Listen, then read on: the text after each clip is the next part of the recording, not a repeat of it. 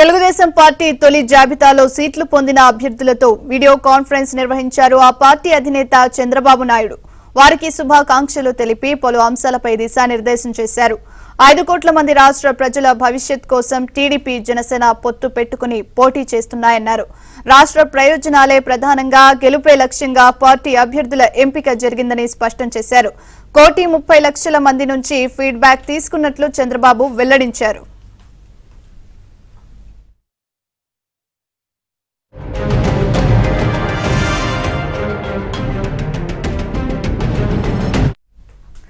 ఈ ఎన్నికలు రాష్ట్ర భవిష్యత్కు ఎంతో కీలకమన్నారు. ఏ స్థాయిలో కూడా చిన్న తప్పు పొరపాటు జరగకూడదని అప్రమత్తం చేశారు చంద్రబాబు. వచ్చే 40 రోజులు అత్యంత కీలకమని, నిత్యం ప్రజల్లో ఉండాలని సూచించారు. జగన్ అహంకారంతో చేసిన విధ్వంసం అతని పతనానికి నాంది కాబోతుందన్నారు.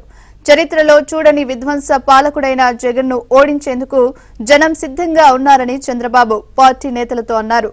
జగన్ ఎన్నికలకు సిద్ధంగా లేడు, సిద్ధం అని సభలు పెడుతున్న జగన్ అభ్యర్థులను మాత్రం ప్రకటించలేకపోయాడని చంద్రబాబు ఎద్దేవా చేశారు.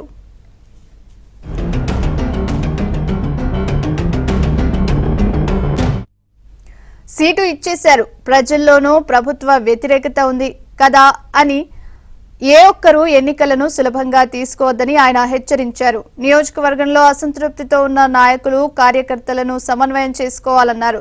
తటస్థులను కలవండి, రాష్ట్రానికి జరిగిన నష్టాన్ని వివరించి అన్ని వర్గాల మద్దతు కోరండని చెప్పారు చంద్రబాబు.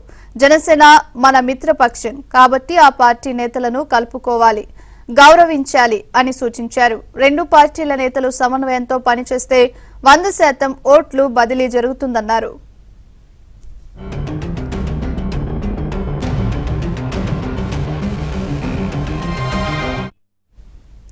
ఇక సీట్లు ప్రకటించిన అభ్యర్థులతో చంద్రబాబు వీడియో కాన్ఫరెన్స్ అయితే నిర్వహించారు. చంద్రబాబు నివాసం వద్ద మా ప్రతినిధి పూర్ణ ఉన్నారు.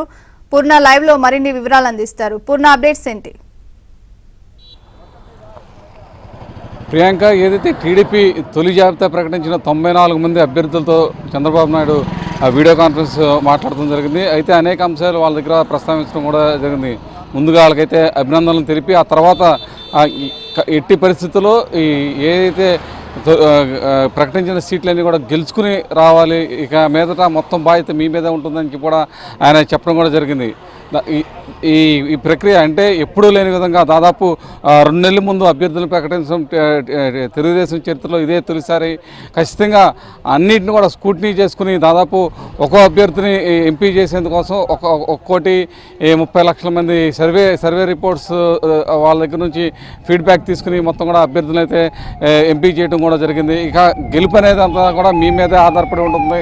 ఖచ్చితంగా మీరు విజయంతోనే తిరిగి రావాలి, ఖచ్చితంగా గెలవాలి. ఇక నుంచి కూడా ప్రతి క్షణం అంటే అనునిత్యం ఈ 40 రోజుల పాటు నిత్యం కూడా ప్రజల్లోనే ఉండాలి, ప్రజల మధ్యనే ఉండాలి, ప్రజలతోనే ఉండాలి అని చెప్పి కూడా చంద్రబాబు వాళ్ళతో కూడా చెప్పడం జరిగింది. ఎప్పటికప్పుడు అంటే ప్రతి వారం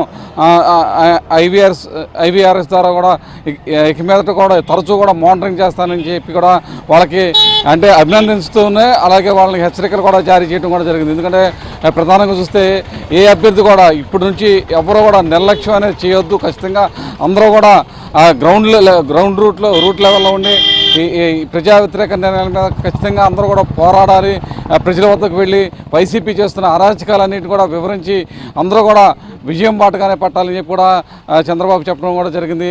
ఎవరైనా నిర్లక్ష్యం వహిస్తే ఈ అభ్యర్థులు ఏదైతే ప్రకటించానో వాళ్ళని రోల్ బ్యాక్ చేయడానికి కూడా తాను వెనకాడే ప్రసక్తి లేదని కూడా హెచ్చరించడం కూడా జరిగింది. అయితే మొత్తం కూడా దాదాపు 94 మందితో పాటు మిగిలిన ఎవరైతే జనసేనకి ప్రకటించిన మొత్తం 99 మంది అభ్యర్థులను ఎవరైతే ఉన్నారో వాళ్ళతో కూడా అందరితో కూడా ఎక్కడైతే జనసేన పోటీ చేస్తుందో అక్కడ వాళ్ళతో సమన్వయం చేసుకుని వాళ్ళతో కూడా వెళ్ళాలి అని చెప్పి కూడా చెప్పడం జరిగింది. ఎట్టి పరిస్థితుల్లో నిన్న ప్రకటించిన 118 స్థానాలతో పాటు మళ్ళీ భవిష్యత్తులో మళ్ళీ ప్రకటించే సీట్లో కూడా అన్నింటిలో కూడా ఖచ్చితంగా విజయం సాధించాలని చెప్పి చంద్రబాబు వాళ్ళకి దిశానిర్దేశం కూడా చేసినట్టు తెలుస్తుంది. అయితే ప్రతి ఒక్కరితో కూడా అంటే ప్రతి ఒక్కరిని కూడా పేరు పెట్టి అందరిని కూడా అభినందిస్తూనే మొత్తం కూడా ఒక హెచ్చరికలు కూడా జారీ చేశారు చంద్రబాబు. ఎందుకంటే ఖచ్చితంగా మనం విజయం వైపే దూసుకు వెళ్ళాలి. ఎందుకంటే మనకు విజయావకాశాలు అన్నీ మెరుగ్గానే ఉన్నాయి. అటు ప్రజలు మొత్తం కూడా టీడీపీ వైపే మొగ్గు చూపుతున్నారు. ఇక గెలవాల్సిన బాధ్యత అంతా కూడా ఎవరైతే ఎంపిక చేసిన అభ్యర్థులు ఉన్నారో వాళ్ళ మీద గురుతరమైన బాధ్యత ఉంటుంది. వాళ్ళు ఖచ్చితంగా విజయం దిశగా ఉండేందుకు పోరాటం కూడా చేయాలని చెప్పి కూడా చెప్తారు. ఎందుకంటే అసలు రాష్ట్ర వ్యాప్తంగా కూడా వైసీపీ పట్ల చాలా వ్యతిరేకత ఉంది. ఆ వ్యతిరేకత మొత్తం కూడా ప్రజలు ఓట్ల రూపంలో చూపించే అవకాశం ఇప్పుడు మన ముందుంది. వాటిని ఓట్ బ్యాంక్గా మనం మలుచుకోవాల్సిన బాధ్యత ఎవరైతే అభ్యర్థులు ఉన్నారో వాళ్ళ మీద ఖచ్చితంగా ఉంది. ఆ దిశగా మాత్రం ప్రతి ఒక్కళ్ళు ఎవరైతే సీట్లు కేటాయించామో వాళ్ళకి మధ్య ఖచ్చితంగా ఉందని కూడా చంద్రబాబు చెప్పడం కూడా జరిగింది. ఎవరైనా నిర్లక్ష్యం వహిస్తే ఎక్కడ కూడా ఉపేక్షించే ప్రసక్తే ఉండదని కూడా చంద్రబాబు అభ్యర్థులందరూ కూడా తెలపడం జరిగింది. అనునిత్యం అంటే ఇక నుంచి కూడా ఈ 40 రోజుల పాటు కూడా అనునిత్యం తాను మానిటరింగ్ చేస్తూనే అన్నింటిని కూడా ఎప్పటికప్పుడు ఫీడ్బ్యాక్ తెప్పించుకుంటాను.